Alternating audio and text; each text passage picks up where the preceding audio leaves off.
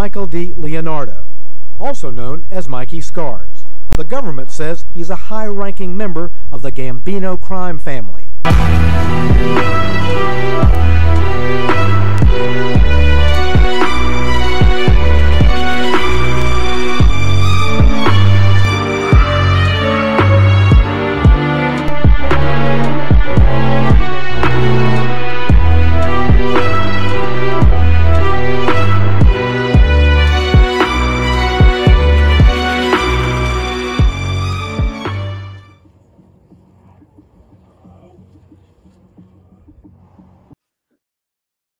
Heidi, Heidi, Heidi, ho, the FBI has got to go.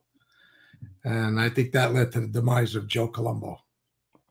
Because his next stop was Washington, D.C.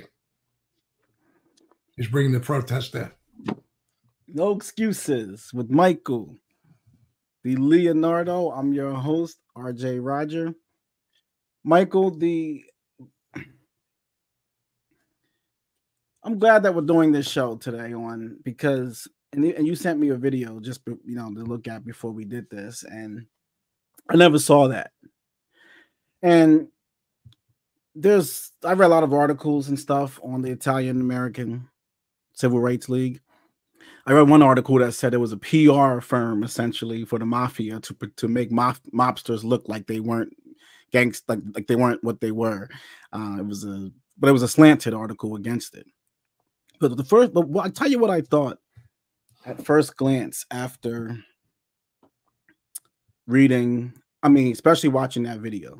Probably mostly that video you sent me, and I'll put some of that footage in this show. Let's assume, just for the sake of the discussion, that it was everything that a person could write negative about the organization. Mm-hmm. But when you watch that video, the one thing it shows, and this is what a lot of controversial groups can do at times, to see the pride of all those people is really inspiring. Because when I was looking at all those faces in the crowd and how happy everybody was and feeling a sense of belonging, feeling like someone's championing your causes, someone's out there fighting for you, that's what makes people like Jimmy Hoffa. You could say a lot of things against him, but right. The Teamsters loved him because he was there, even though he did X, Y, and Z at times and maybe has some controversial things he's done. He gave the most money, the most health care. He fought for the working man. He did so much for them. So people feel a sense of pride sometimes. And sometimes people can't understand why controversial people can be loved in another way. I always say this about some of the very controversial Black activists. Some people can't understand why certain controversial Black activists are so loved by the community in spite of what the Black community also sees as this guy's this or this guy's that, or he said this. Yeah, he did, but he also led this, and he did something that gave an identity and pride to people. So, I'm not sure how you think about it, but watching that video, to me, what I saw was a gathering of a lot of people who were very proud and very happy to be there and someone championing their causes. Well, I think you touch on a time in the country, the 60s and into the 70s, where, things that were done then reflected on today about then takes on a different meaning. In that moment, in any time, in any place in history, something can feel very, very wrong, or something can feel very, very good. Any moment in history of anybody's history in the world.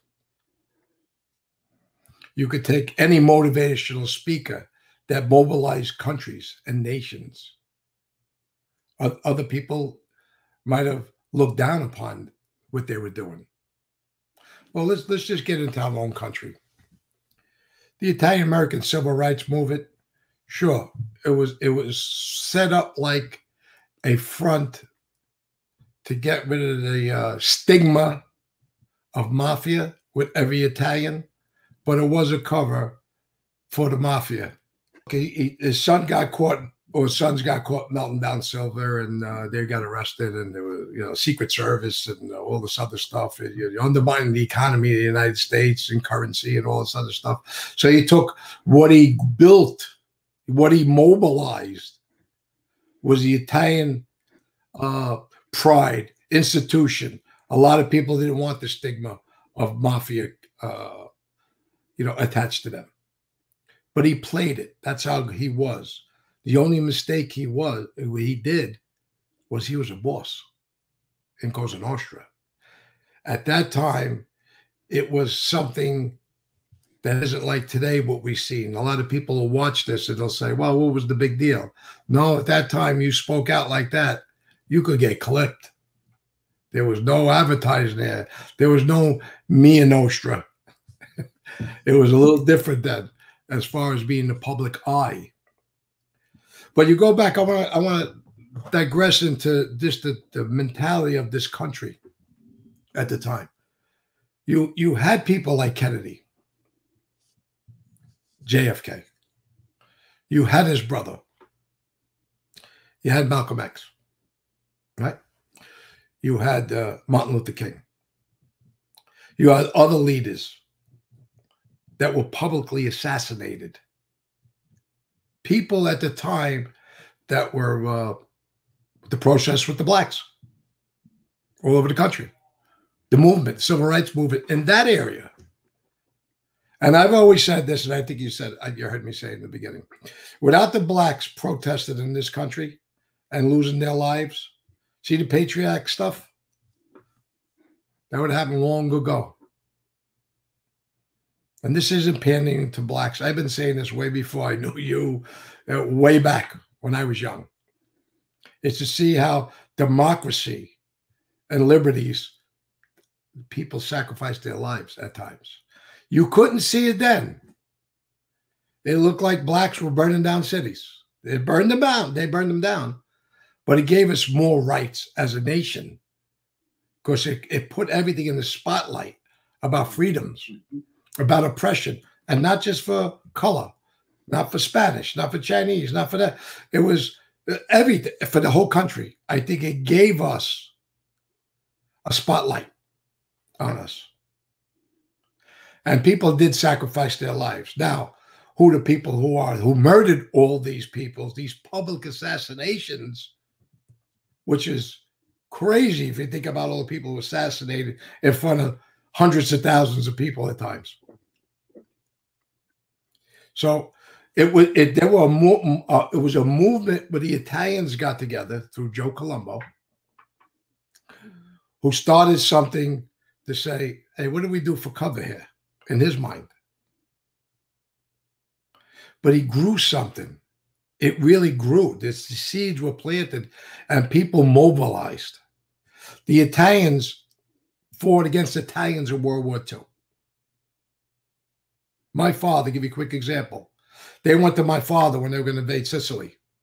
They knew he spoke a Sicilian language, right? And they asked my father, you speak Sicilian? He said, why? He says, because we're gonna land in Sicily and we need interpreters. He says, I don't know. I don't speak Sicilian. I don't speak Italian. I said, what do you mean? We know you speak Italian. In his mind, he was an American. He fought World War II. My Uncle Johnny fought World War II. My Uncle Vinny fought World War II. A lot of my father's friends and their friends died in World War II. But my father says, I ain't going to go fight my relatives in Sicily. It wasn't an unpatriotic thing. He didn't get it. He didn't get the idea of fighting his own kind because he knew sooner or later it was going to end. And why go there and start killing people maybe from your own town?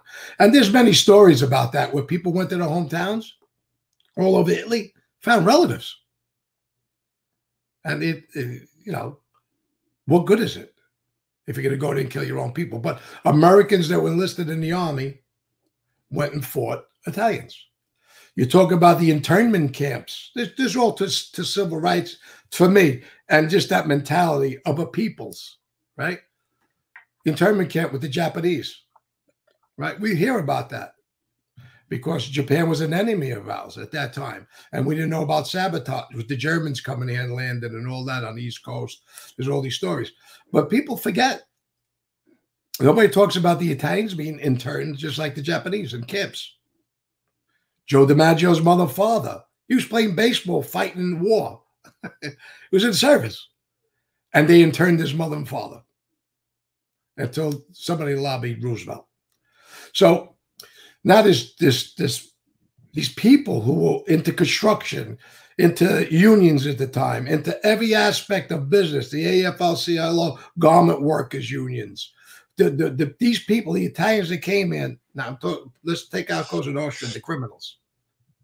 There was a lot of people with a lot of pride in this country that were Italian. And anywhere you went, especially when the mob movie started in the 60s and the 70s, and as we know later on, were branded Mafia.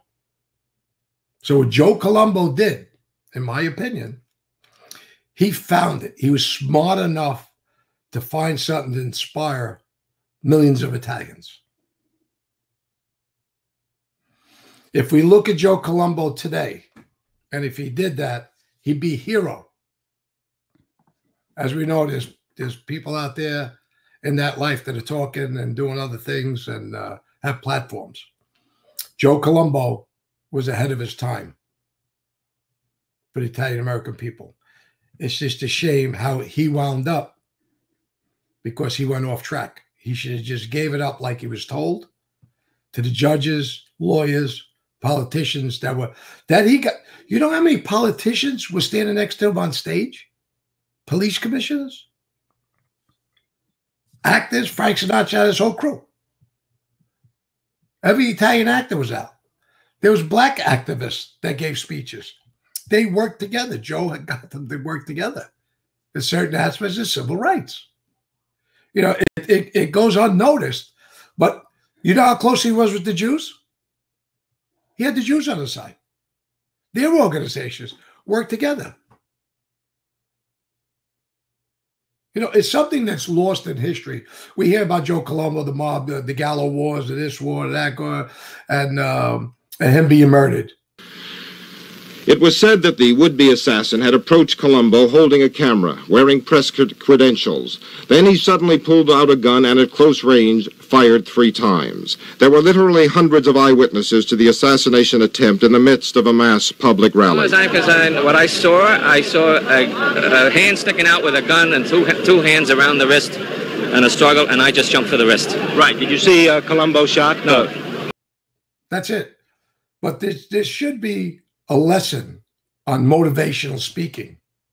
Watch this guy talk. You could get motivated. As an Italian people and a kid that grew up in that neighborhood, it was all Italian just about, and you will follow him anywhere. Colombo's a very good man. He's trying to unite all the Italian people to be one. He's trying to help all discrimination, not just with the Italian people, with all the people. Just like a pack of lambs, you need a sheep herder, we need a leader. These people are lost without a leader. This is our leader. What he stands for, what is behind, I don't know. But meantime, he's our leader. Including picking in the FBI 13, 14, and 15 years old, as I was and all my friends. Now, know what you could do, RJ? I had Mikey. Hopefully he could get the video up tonight. This is Wednesday. And maybe by tomorrow, a lot of people will watch it. And they'll get the idea of the mass amount of people that really, really believed in the Italian-American Civil Rights League. They had something to hold on to. Like any other group, any other nationality, any other movement should for their own people. They should have a voice. Joe Colombo at that time created a voice. And after he was killed and murdered by who knows who, still unsolved. Forget about the Jerome Johnson, the black guy, the patsy. Really, think about it. Now, look, when you see the video, you'll see maybe, let's say, 100,000 people in Columbus Circle, 2 years in a row. That camera's there. You don't think every acronym agency was watching that event the second year? See how many foot cops are there? How many detectives? How many, who knows what was in those crowds? The shooter of of Jerome Johnson has never been known. With all that video, all that press, with all that press there in the crowd taking pictures. It was a public assassination, my opinion, by somebody, some other group. And unbeknownst to me, it was not Cosa Nostra. It's just my opinion. Some other group took him down. Can't get away with it like that. So I'll give you the floor because I know there's a lot of questions you want to throw into there. No, you're hitting on everything I wanted to ask you. What at the time when you heard about that assassination, was there talk in the streets that because that this was not us, this wasn't mob, this what were the people saying at the time? Was it Joe Gallo was suspected? Was Carlo being was things going around with hearing Carlo's name involved, or you never heard nobody talking like that? Okay. The first year, the Gambino family and the Colombo family were very, very close. Carl put Joe Colombo there in that spot. The first year, everybody was on board on promoting this organization. Everybody, any resource they had, like I said, were politicians, actors, who put their face on the stage, like I said. They put their careers up, getting up there for this cause. And it wasn't just to sit outside and protest. They were starting certain programs and camps, etc. Everything you could put into this organization, they did for the people. And it wasn't just for Italian people. It was for anybody. Hey, I played baseball. I was 14 years old. I started a baseball. They says, you play baseball? Yeah. They sponsored a baseball league, Italian American Civil Rights League baseball team. We had these big number one, you'll see it in the video, big number one Italian American Civil Rights League patches on our back. They wanted we were fighting all the time, right? They put a gym right on 84th Street, a boxing ring. We would go there and knock the shit out of each other. And then they had a farm upstate. And they had a camp up there. So the first year was great. Everybody was on board. The second year, and I'm a kid, and my friends and I hung out. Yes, we hung out with Joe Colombo on 84th Street and 17th Avenue. That was his main chapter, where he hung out all the time, and everybody came to that corner. Every family, every actor that was going to be on the stage, any voice, politicians came to that corner. That's a very historic corner in Cosa Nostra, 84th Street and 17th Avenue, before Joe Colombo. So we would do a lot of vandalism and stuff. We do a lot of things for Joe. And I'll get into some of that, what we did. But the second year, the posters that went up in the windows, a lot of the merchants were told, take them out by the street, by the mob. Now, that was a reflection on Joe not listening to whomever would tell him to give it to somebody else. Back it up, Joe. Hand it off. Joe got drunk with the power and the love of this organization. He forgot who he was. So in the street, there was this little pushback of saying, we ain't supporting you no more. The day of the last rally where he got shot, my father comes inside and says, you're not going. I said, what do you mean I'm not going? Everybody's going. You're staying home today. We were told nobody goes. Meanwhile, there's a lot of other people there. But if you look at a lot of the films, you won't see the normal players there. Joe Butter was by his side all the time. Rocky Miraglia that was part of his family. He was a wise guy there at the time. There was a lot of guys that went that he had ordered to go there because it was his family. But other families, a lot of people stayed away. And I was told as a kid not to go. This was the mob protesting the protesters. So they were not happy with Joe Colombo being out front like that. Now, it may sound like, well, then that's the guys that killed him. And I'll let you go a little further on my theory of later on. So your father felt like this guy's going too far? He felt that way also then? No, it was being told around the neighborhood Do not attend. Take those posters out of your window for the rally posters. Attend the Columbus Day, rally. Attend the rally in Columbus Circle on, I think it was June 28th that I did a little reading. I think it was June 28th, 71 when he was killed, was shot. He died 6 years later. Yeah, I was worried a lot of people did not go. A lot of the merchants were told don't go.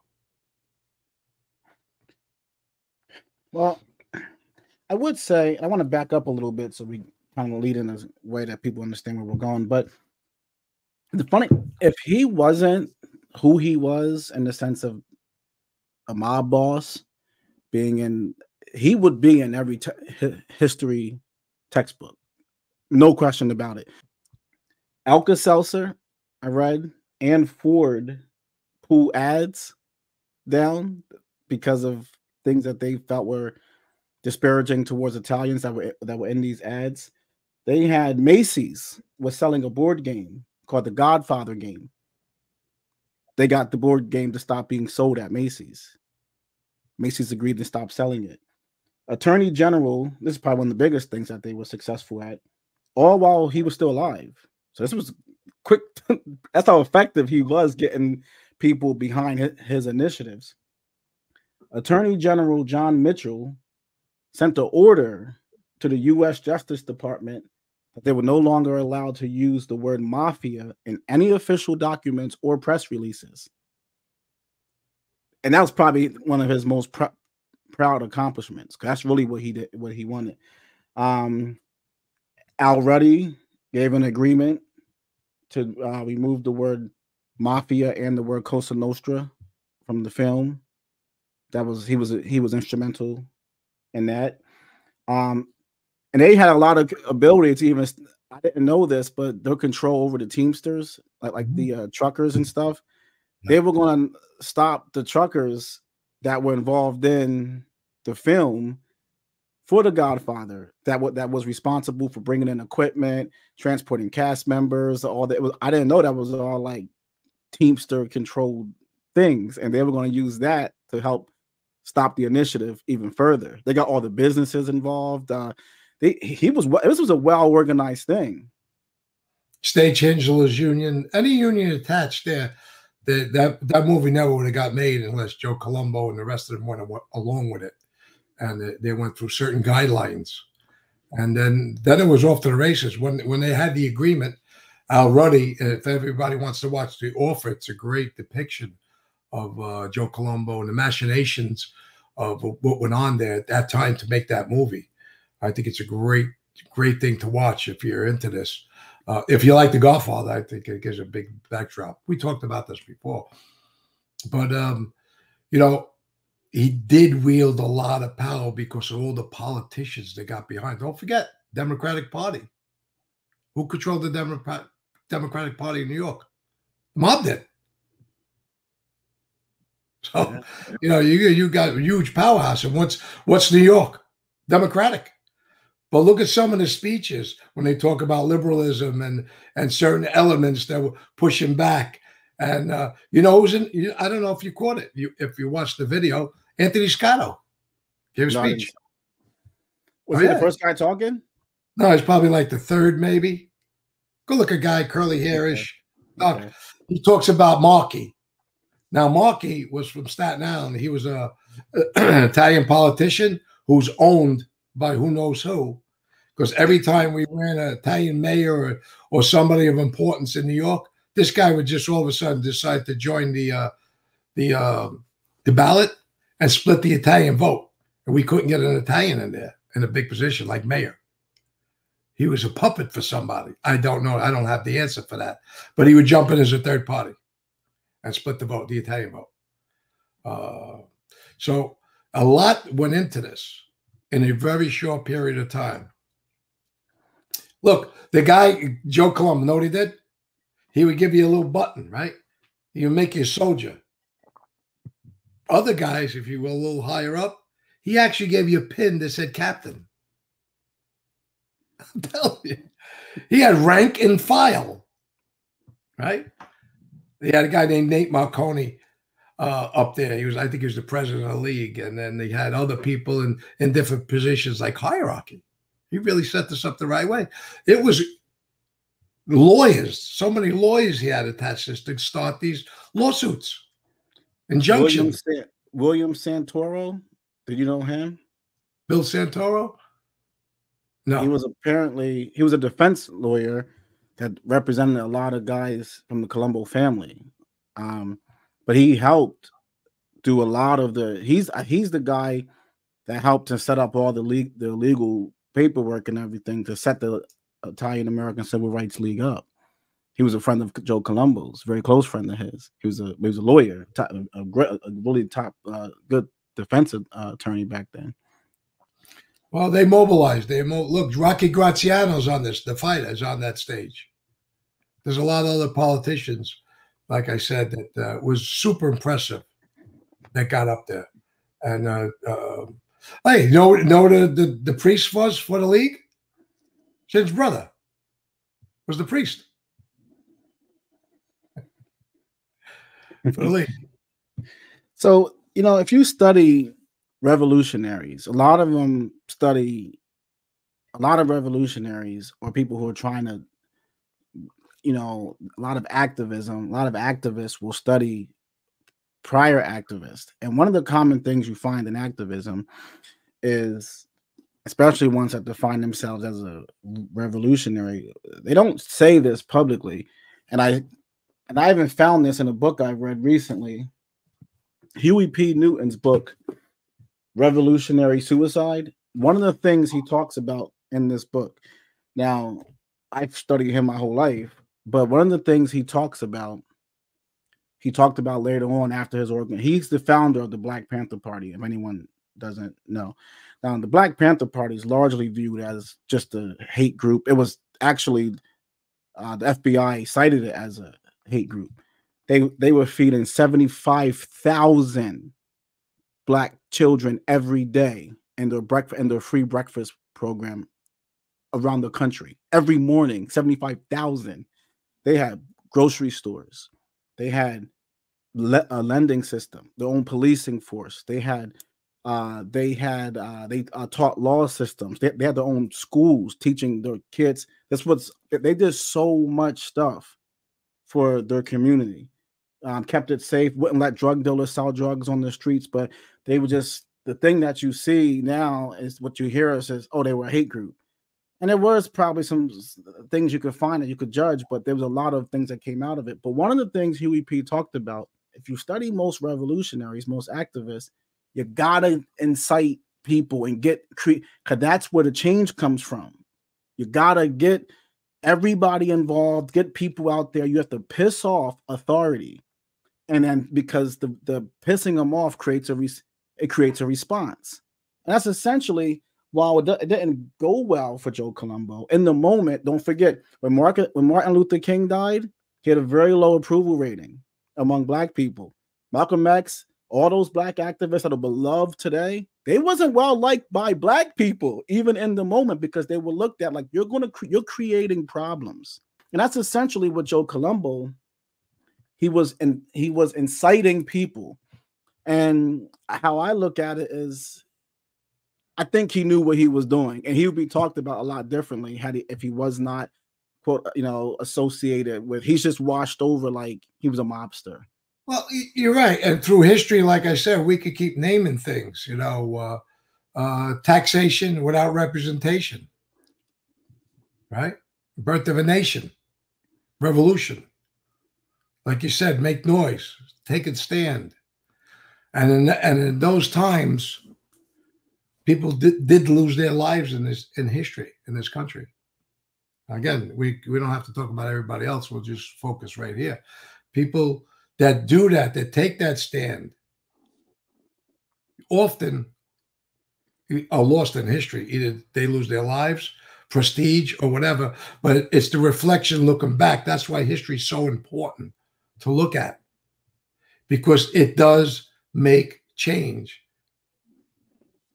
There's certain rules and laws. The civil rights movement came in all forms. The JDL, right? There was FARC, FARC, right? FARC. There was all these groups at that time, that the ethnic groups wanted to be noticed. You know, the WASP ran this country. There was a revolution over it, and then, you know, it was who was making all the rules, all the guidelines, all the everything, and then other peoples, they didn't have that voice, and that's what springs out. That's what causes noise, like you just articulated, and it's right where we want to be with this conversation, because Joe Colombo's movement, the Italian American Civil Rights League, there should be a strong, powerful Civil Rights League today. But it just fell flat after that. It died out. Nobody had the motivation to do it anymore. And Joe Colombo left, in my mind, has left his mark on history.